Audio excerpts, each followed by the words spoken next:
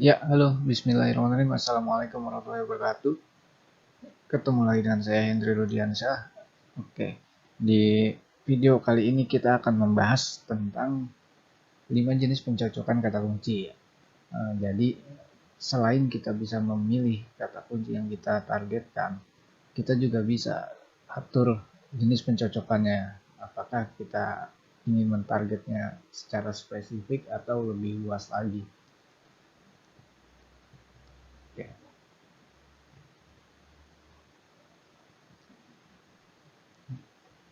Ya, jenis pencocokan kata kunci ini dapat membantu mengontrol penelusuran yang dapat memicu iklan kita muncul ya.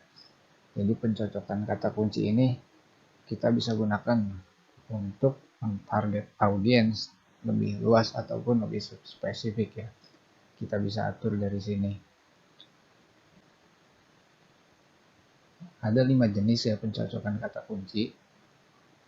Yang pertama adalah jenis pencocokan luas atau broad match keyword. Broad match keyword ini merupakan pencocokan default ya dari Google Ads. Jadi kalau kita masukkan kata kunci itu udah otomatis dia jenis pencocokannya menggunakan pencocokan luas atau broad match keyword. Di broad match keyword ini jadi seseorang mengetikkan kata kunci dalam jenis variasi apapun ini akan memicu iklan kita muncul ya. Meskipun dia salah ejaan atau sebagainya, dia akan tetap muncul. Nah, contohnya seperti ini. Ketika kita mentarget kata kunci sepatu olahraga misalnya. Nah, maka untuk istilah-istilah penelusuran seperti ini, seperti sepatu pria, dia akan muncul juga iklannya. Karena masih mengandung kata kunci, salah satu dari kata kunci yang kita targetkan, yaitu sepatu. Begitu juga dengan sepatu formal, ini masih ada peluang iklan kita muncul. Pakaian olahraga, nah ini juga masih bisa muncul juga, karena masih mengandung kata kunci yang kita targetkan. Sepatu olahraga juga dan jual sepatu untuk olahraga, nah ini juga bisa muncul ya. Jadi pencocokan luas ini dia akan menampilkan iklan-iklan yang mengandung kata kunci yang kita targetkan ya. Meskipun hanya satu kata.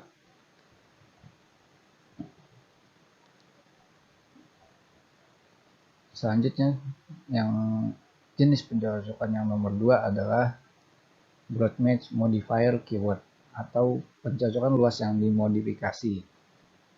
Biasa disebut dengan BMM ya, disingkat broad match modifier keyword. BMM ini menggunakan simbol khusus ya, tanda plus di depan kata kunci yang ingin kita targetkan.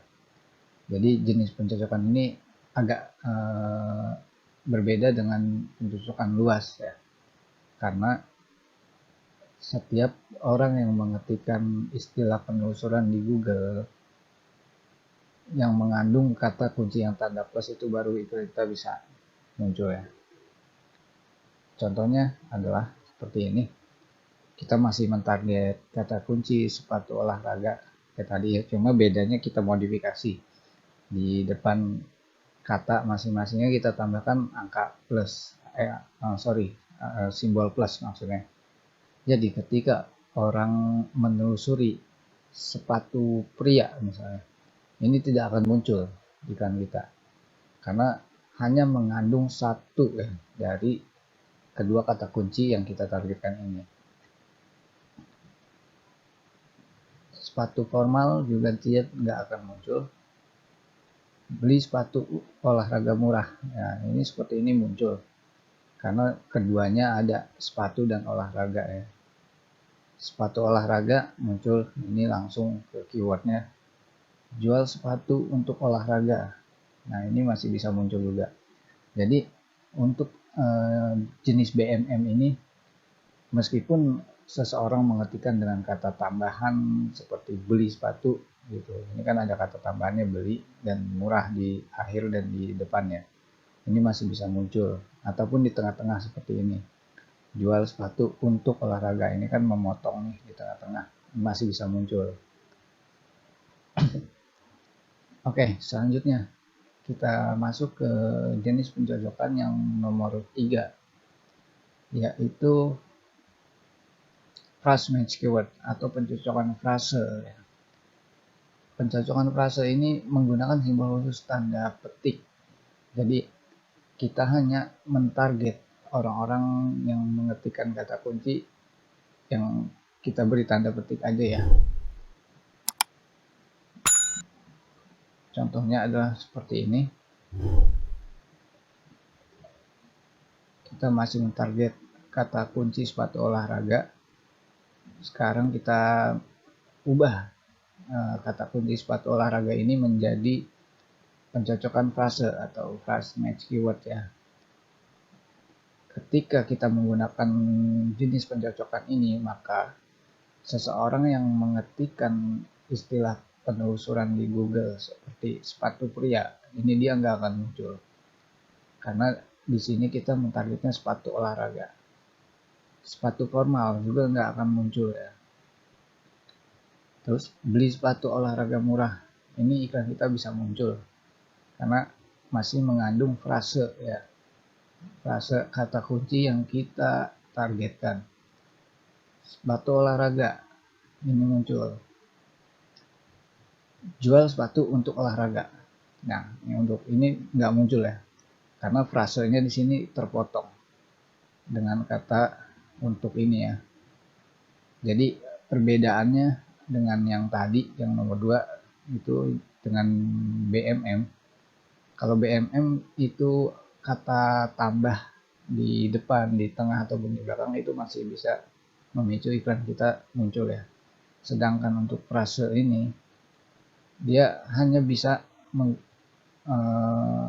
menambahkan kata itu yang di depan atau di belakang ya. Kalau di tengah-tengah nggak bisa. Jadi bedanya itu, kalau yang BMM itu ada kata tambah di tengah itu masih bisa muncul. Sedangkan kalau phrase match keyword ini dia ada kata tambah di tengah nggak bisa muncul, kecuali di depan atau di belakang. Kayak ini, beli sepatu olahraga murah ini kan di depan dan di belakang. Jadi masih bisa muncul.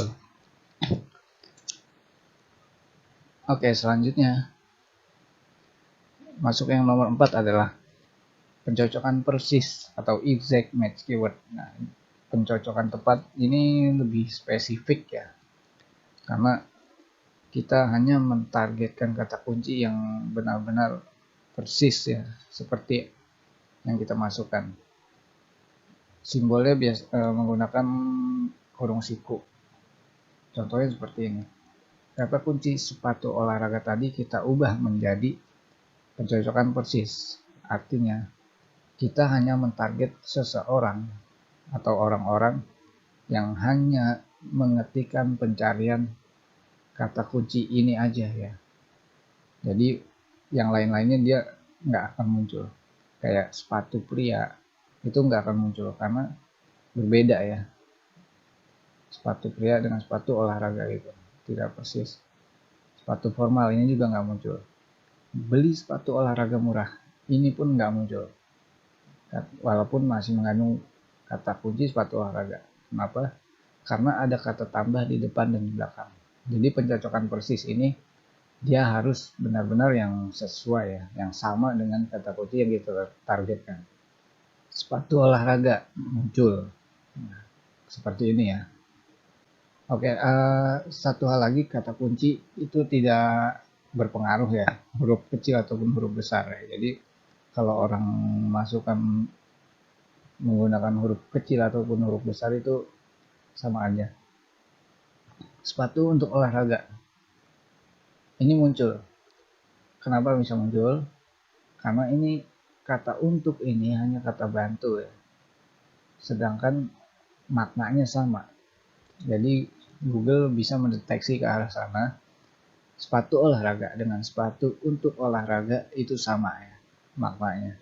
Sehingga Google bisa menayangkan kata kunci ini meskipun kita mentargetnya dengan pencocokan persis. Oke. Selanjutnya yang terakhir atau yang kelima adalah negatif keywords ya, atau kata kunci negatif. kata kunci negatif ini kita gunakan untuk mencegah iklan kita muncul ya, untuk istilah-istilah pencarian tertentu yang tidak ingin kita targetkan. Contohnya adalah kita ambil yang tadi ya, kita mentarget kata kunci sepatu olahraga, dan ini kita contohkan pencocokan luas untuk sepatu olahraga ini. Misalkan kita hanya jual sepatu olahraga dan enggak menjual sepatu formal, tentunya kita enggak ingin dong iklan kita tayang ya, karena kita enggak jual sepatu formal. Nah, makanya kita bisa masukkan kata kunci negatif yaitu formal. Dia menggunakan simbol minus ya, atau strip. Kita masukkan kata kunci formal ini ke dalam kata kunci negatif, sehingga ketika seseorang mengetikkan istilah pencarian sepatu formal, dia nggak akan tayang iklan kita. Kalau dia menggunakan kata kunci sepatu pria, itu masih bisa tayang.